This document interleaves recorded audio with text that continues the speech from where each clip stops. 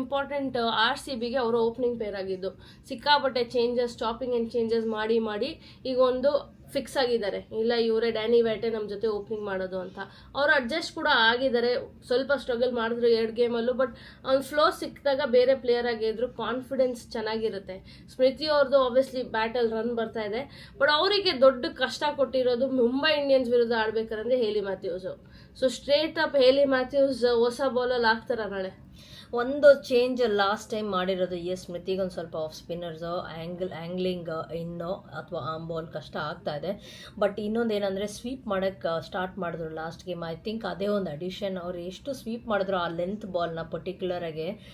Normally ಏನಾಗ್ತಾಯಿತ್ತು, front foot open ಆಗ್ತಾ ಇರಲಿಲ್ಲ, ಅಲ್ಲಿಂದನೇ ನಿಂತ್ಕೊಂಡು ಆಡ್ತಾರೆ, ಅದಕ್ಕೆ ಕಚ್ಕೋತಾ ಇದ್ರು. ಸ್ವೀಪ್ ಸ್ಟಾರ್ಟ್ ಮಾಡಿದ ಕೂಡಲೇ ಅವ್ರಿಗೆ ಒಂದು ಸ್ವಲ್ಪ ಶಾರ್ಟ್ ಮೇಕಿಂಗ್ ಆಪ್ಷನ್ಸು ಕೂಡ ಓಪನ್ ಔಟ್ ಆಯಿತು. ಅದು ಏನು ಹೇಳ್ತಾ ಇದ್ವಲ್ಲ ಕಚ್ಕೋತಾ ಇದ್ರು ಅಂತ, ಅದೇನೋ ನನಗೆ ಕಾಣಿಸ್ತಾ ಇರಲಿಲ್ಲ.